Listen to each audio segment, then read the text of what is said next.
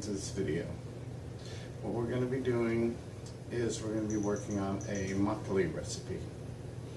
First thing we're going to do is we're going to make the starter, or in Korean it's called a juk, which is made from rice powder, and you make a porridge out of it.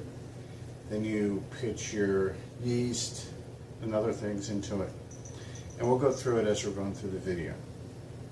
First thing we're going to do is we're going to put 200 grams of rice powder into this pot. Then we're going to add approximately 1 liter of water, or actually a whole liter of water, and we're going to make the porridge. Now in this recipe I'm not going to be using the actual proper stuff that you're supposed to use. The actual Korean sweet rice flour and the source of Amylase, which is called nuruk. It's a mold that grows, are very difficult for me to get a hold of in this area, and so I thought to myself, what can I use until I can get a hold of the actual proper things? So what I'm using, my rice flour here, is using NTO African Incorporated rice flour. I'm using the actual proportions that you would use if you're using the proper sweet rice flour. So what we're doing is we're making a porridge. We're going to stir this real good, and stirring is very, very important to get this, to get all this stuff mixed in real good. Get the flour, the rice flour, into the water. And what we're going to let it do is we're going to let it cool. I'm going to put it in the refrigerator, crash cool it. But once we get it all in here,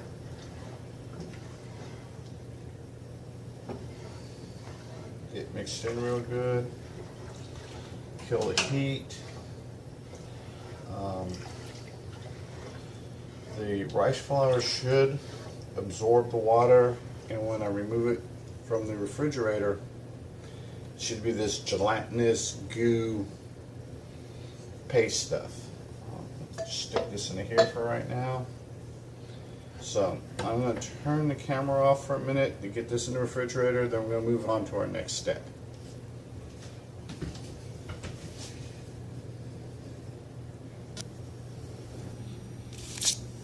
What we're going to do now is we're going to get our yeast ready while the porridge, the juk, is cooling.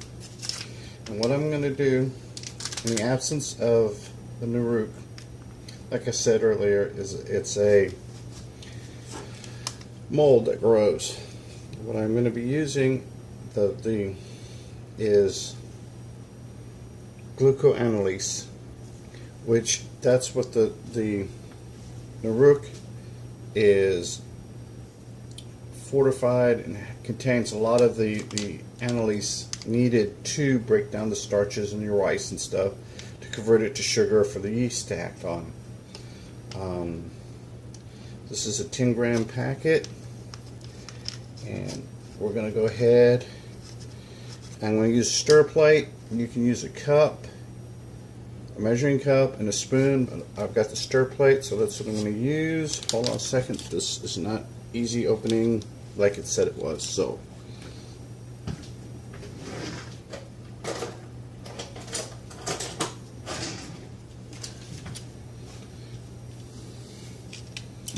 we'll go ahead and cut this open.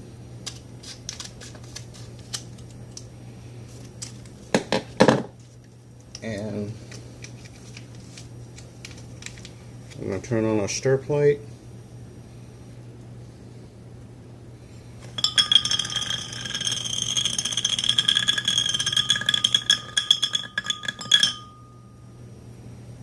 Hopefully we can get this to, there we go. Get that going. I'm going to dissolve our Amylase.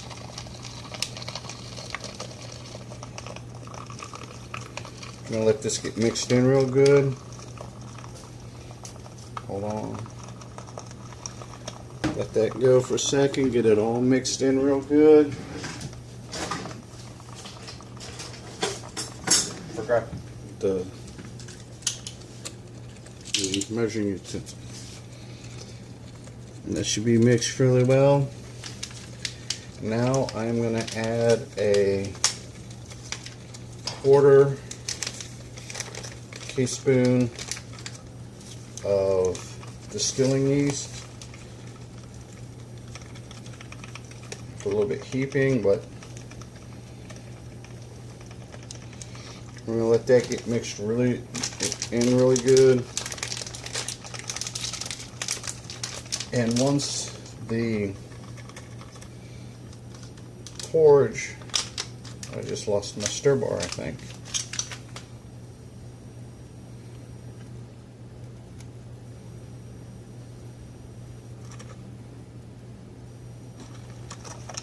There we go.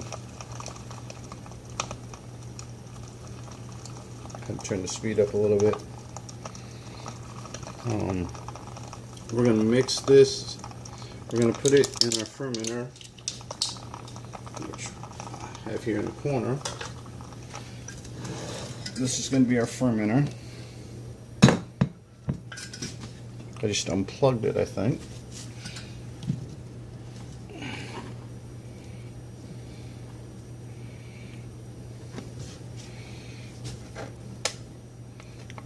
For some reason I'm having technical difficulties with this.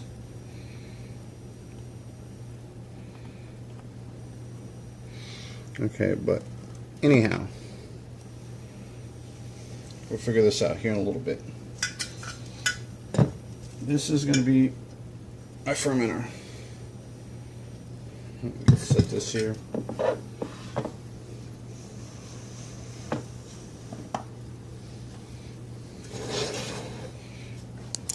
Camera. This is a converted. Having trouble getting it in the camera. Converted 8-liter lemonade container. Modified lid. It's been sanitized and it's ready to go. So, camera, there we go. So until the porridge cools down, it should take probably 20-30 minutes, and we'll get ready to put our porridge into our fermenter. And I want to figure out why my stir plate isn't stir plating, and we'll be back later. Peace.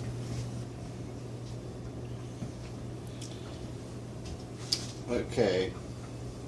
Torso shot. We are at the moment of truth. We are going to pitch our porridge into our fermenter, and we're going to pitch our yeast and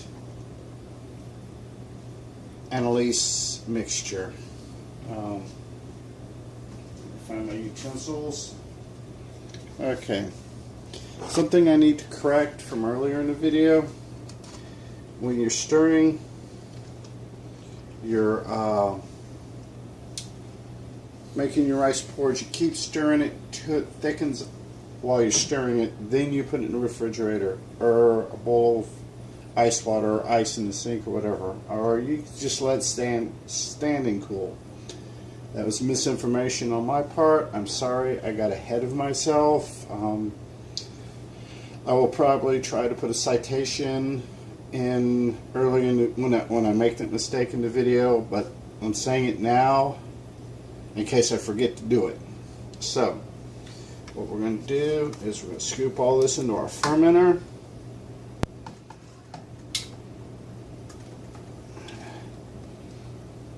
It's definitely thick.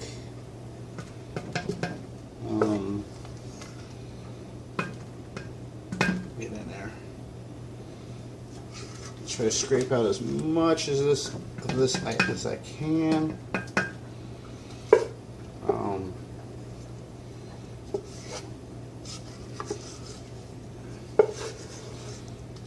And I did not find out. I could not figure out why my stir plate was acting up.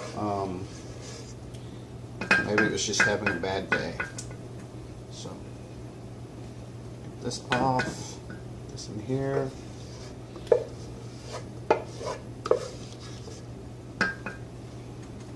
Got all this into the fermenter.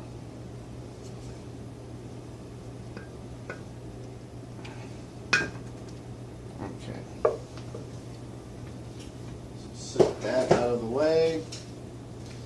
Then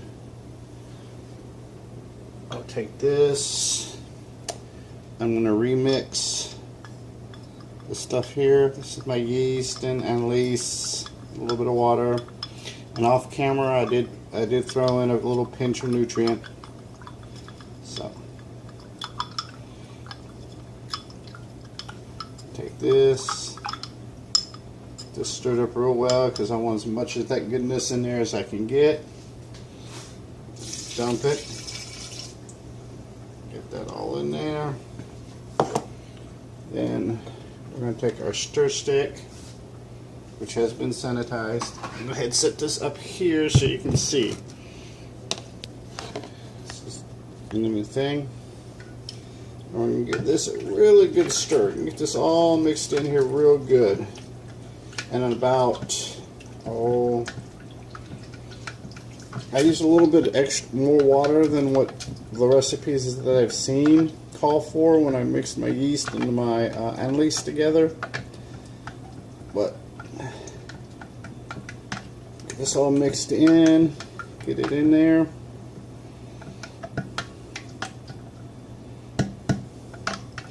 It's going good.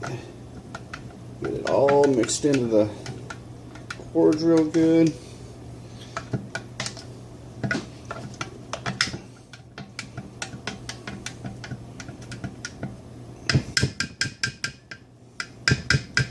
Then in about 12 hours, I'll come stir it again.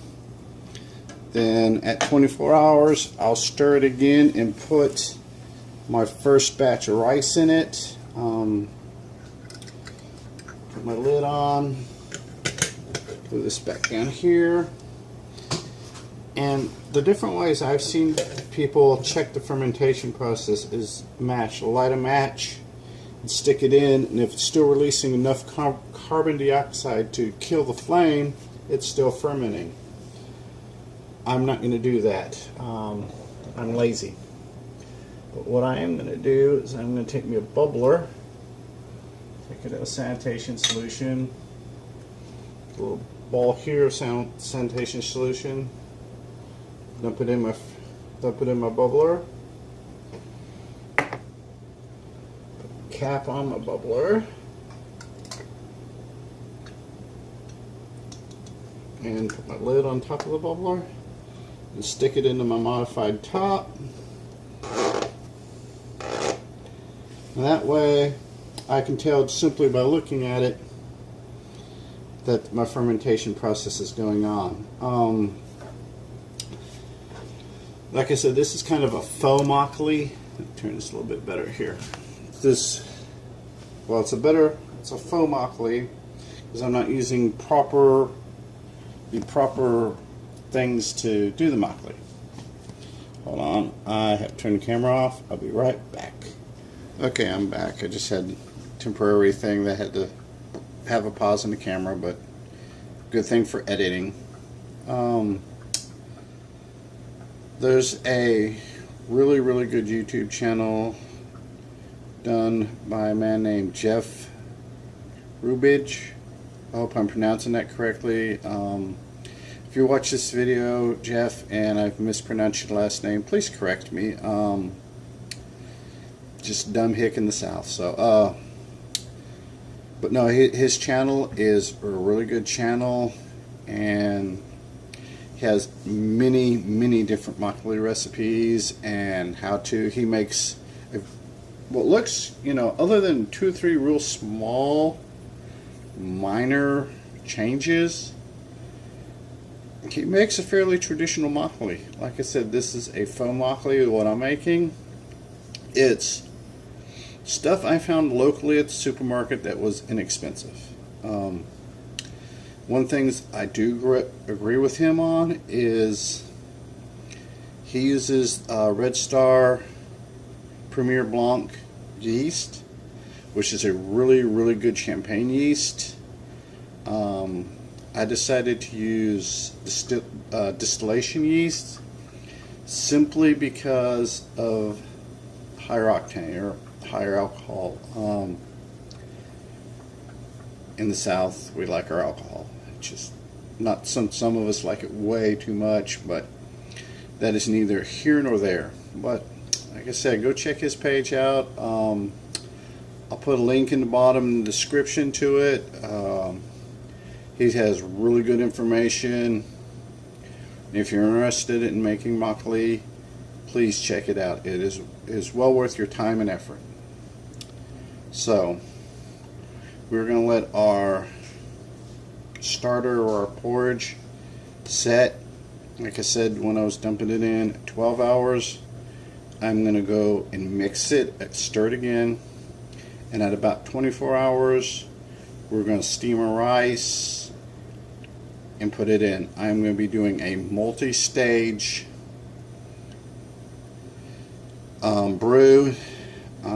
In total, I'm going to wind up with about 4 pounds of rice in it. Let's see what I get. Like I said, this is an experiment, and so tomorrow we will be doing part 2, and I will get it posted as soon as possible, as soon as I have the time to edit it. I've got a bunch of other things going on, and not really chores.